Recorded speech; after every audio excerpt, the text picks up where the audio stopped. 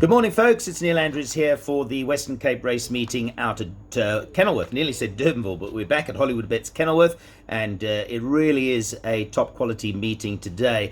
I think, cutting straight to the chase, we're going to do, as you know, an abbreviated preview today. The pick six is the way to play. Now, ordinarily, those of you who watch Clocking the Gallop regularly will know that I'm not a great fan of the pick six. I think the exotics are always tough to catch, and the pick six more so. To find six winners on a day is pretty tough. But funnily enough, I think today is set up for a pick six play, and that's what I'm going to talk about, is perhaps where the bankers lie in the pick six. First of all, we start off with an interesting race, which will be race 4. Remember, there's 9 races on the program today. I say it's interesting because Allende is likely to be favourite. I haven't looked at the betting because that can throw you off. Allende likely to be favourite. That's number 9. She's a daughter of Dynasty out of a Var mare. But there's a but here, because this is a maiden special weights race, and it means that she's already got a rating from the handicapper of 83, which is much higher than everything else, and as a result she has to carry 60 kilograms, and you've got horses lurking a little bit below that who are absolutely, in inverted commas, slung in the race. There's horses with 52 kilograms, 53 kilograms. Short Sharp Shock, it's got 54 and a half, and Kamalo on board. So tread warily in the first leg. I suspect that Allende might be favourite, but personally I'm going to put in a few there. And just remember that it's a special weights maiden. If you've had 3 runs, then you get an official handicap.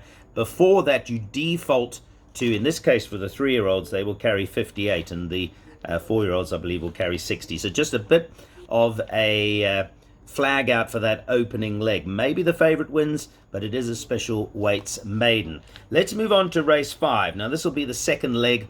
And again, we've got some young horses here in this prestige plate. For me, Inara's Dynasty is certainly one for a short list as far as potential bankers in the pick six is concerned. I've been super impressed with this daughter of Dynasty. Of course, her mother Inara was top class, raced by Gaynor Rupert and the team. They've kept her, they've bred with her, and she's drawn to Richard for re-rides, so she certainly is a potential banker. If you're looking at playing pick sixes today, maybe that's the play. A couple of bankers, alternative bankers, and you know how I play. Banker cover the field, banker cover the field, banker cover the field. Maybe 2 of those 3 bankers or 3 of those 4 bankers to arrive. So Nara's Dynasty certainly for the short list. We move on to race 6. This is the need for speed sprint. Hit them hard, Sunshine. Our good friend Shaheen Shaw will be, I'm sure, at the races. And this horse came to the track with a reputation, and he has delivered in spades. He won his first 2 very impressively. And although he got beaten by Charles Dickens last time, he was giving Charles Dickens weight.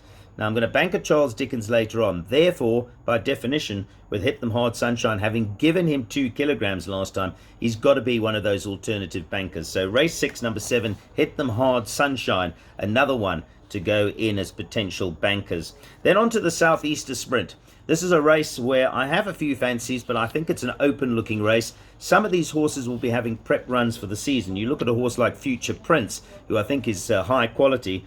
He probably wants it further, but these kind of horses can pop up over sprint distances, particularly when some of the other runners will be having prep runs for the season. Just a short list there, although I am going to go in some of the exotics, and if you go to our Take a Bet with Tab, you'll see actually in the one jackpot I've gone field here.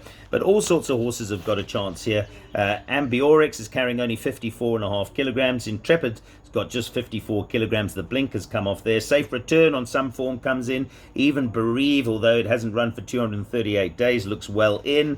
Barcelona we know all about. Mr. Cobbs, if you have a look on some lines of form, if you go back to that thrilling run in the Cape Flying Championships, he's a long shot that's not without a chance. Give Me a Prince is a young horse improving, so I'm going to go wide. Number 16, Resonate, must go in, although Aldo de Meyer does carry half a kilogram overweight. So that for me is an open race, but a thrilling race to have a look at.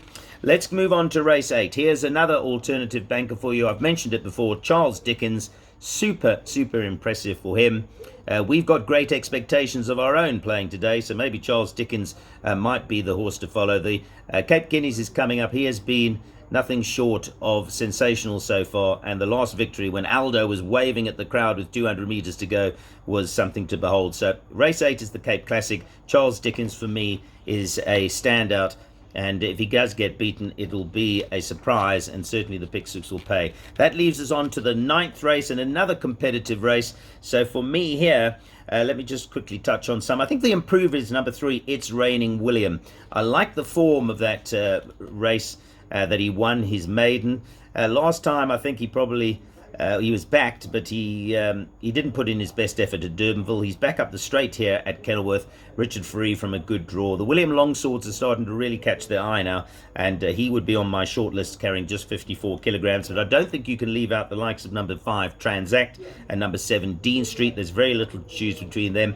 Interestingly, that the best weighted horse in the race is actually the 4-year-old filly, number 4, She's a Rainbow. She's the daughter of Silvano. Louis Mkotwa continues to impress wherever he race rides, and you can't leave that out. So again, if you have a look at our Take a Bet jackpot, I've gone wide in that suggestion, and I would do the same at the pick six in what looks like a competitive last race on the program. So good quality racing, nothing better than good racehorses running. But remember that a lot of these are having prep runs for the bigger fish to fry in the season. The Fillies Guineas is around the corner, the Cape Guineas is around the corner. It's going to be quality racing. I've mentioned those 3 potential bankers. I would build your day around that at Kenilworth today.